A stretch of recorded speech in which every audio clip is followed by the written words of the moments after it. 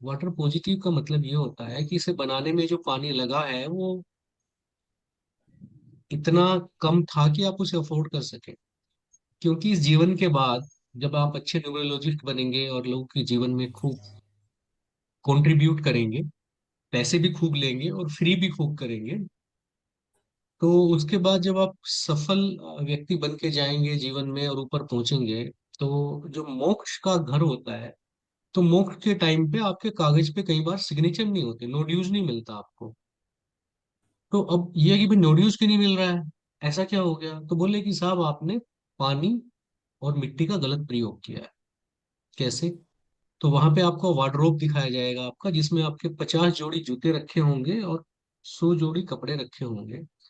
तो आपसे सवाल पूछा जाएगा, भाई साहब दुकानदार थे नहीं आप, इनमें से कई ड्रेस आपने पहनी नहीं, आपके घर से 100 मीटर दूर ऐसे लोग रहते थे जिनके पास 2 जोड़ी कपड़े पहनने को नहीं थे, ये वार्डरोब में आप ड्रामा क्या कर रहे थे? जब हम जवाब नहीं देते वहां पे, या जी। हम लॉजिक उल्टा सीधा, अच्छा वहाँ लॉजिक उल्टे सीधे इसलिए नहीं चलते हैं कि वहां पे बुद्धि तो रह जाती है पीछे और विजडम रहती है आगे। जैसे आप नहीं देखते हो कई बार सोते हुए, जब आप सोते हो दिन में, खास तौर से गहरी नींद में उठते हो, तो आपको थोड़ी देर ये सोचने में लगता है कि यार टाइम क्या हुआ है, सो कहाँ पे रहा हूं मैं। वो इसलिए होता है कि मन की स्पीड तो होती है ज्यादा और बुद्धि जड़ होती है। तो जब हमारी मृत्यु हो जाती है 8वें घर में, तो बुद्धि तो स्लो चलती है और मन बहुत तेजी के साथ, मन से ज्यादा गति किसी चीज की नहीं है। तो वहां पे बुद्धि साथ नहीं देती है और मन ना गलत चीजों के लिए वहां पे दावे भी पेश नहीं करता। तो जब हम वहां पे खड़े होते हैं और हमसे पूछा जाता है कि भाई साहब ये आपने जो गाड़ी यूज करी है 25 लाख रुपए की, बड़ी अच्छी बात है, पर इसमें बनने में जो रिसोर्सेज नेचर के यूज हुए वो आपकी इस चीज को जस्टिफाई नहीं करते, रिक्वायरमेंट को। तो फिर क्या होता है वहां पे? फिर आप डिसाइड करते हो कि अच्छा ठीक है साहब, क्या करना है? बोले एक आदिवासी जंगल में पैदा किया जाएगा, आपको पहनने को कपड़े नहीं होंगे और जूते नहीं होंगे आपके पास, गाड़ी की बात भूल जाओ, एक जन्म वहां काट के आओ।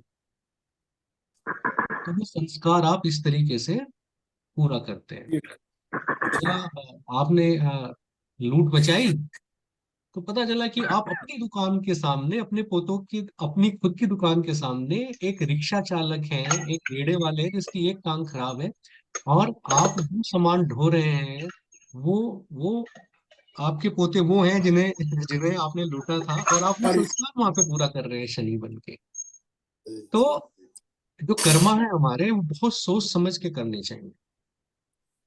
ठीक बात है। चीजों को, रिसोर्सिस को हमेशा यूज करें, वाटर पॉजिटिव होनी चाहिए चीजें।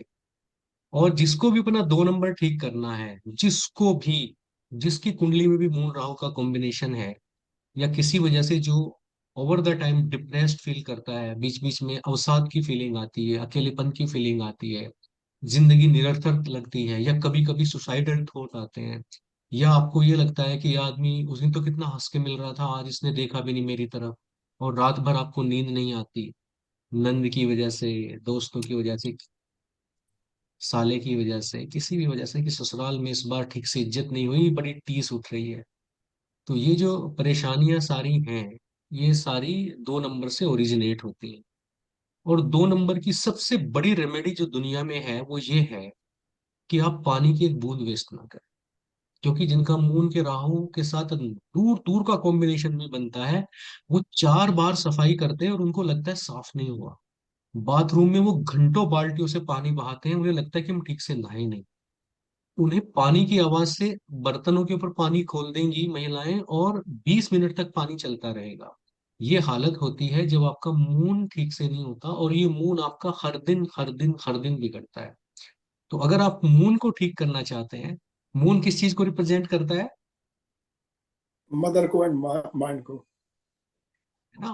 मदर को रिप्रेजेंट करता है मून, हमारी यात्राओं को भी रिप्रेजेंट करता है, और जर्नी। मून हमारे इमोशंस को रिप्रेजेंट करता है, सबसे ज्यादा न्यूमरोलॉजी में हम लेते हैं। इस प्लेनेट पे देखिए, जो सबसे बड़ी पावर है वो इमोशंस है, माँ से बड़ी कोई पावर नहीं है यहाँ पे। कोई कितना बड़ा तोप बनता रहे, पिता की बहुत बड़ी भूमिका है नहीं।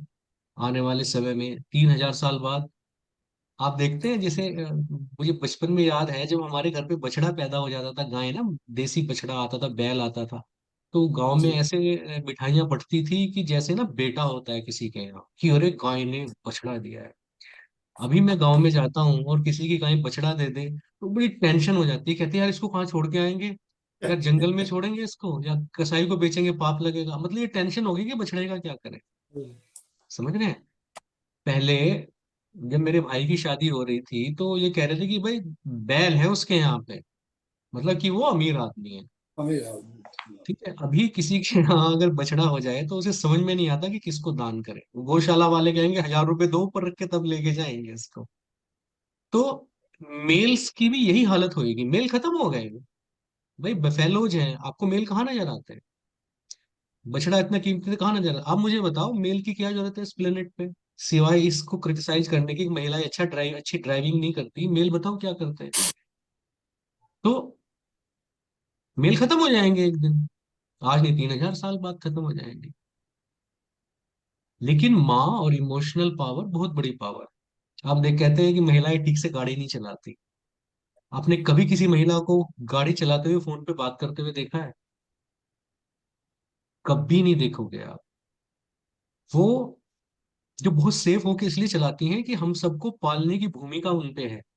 मान लो कहीं आग लग रही है, आप जा रहे हैं पत्नी के साथ, तो आप तुरंत उड़ के दौड़ेंगे कहीं से बाल्टी मिल जाए और पानी इसकी आग बुझाऊं, महिला आपके दोनों बच्चों को पकड़ लेगी, वहां नहीं जाना, वहां नहीं जाना, वहां नहीं जाना। तो हम जो इस कैपेसिटी में है कि आग बुझा सके, क्योंकि किसी माँ ने हमें वो बचपन में बहुत सारी बुरी चीजों से दूर रखा है, उनकी चिंता वहां पे होती है।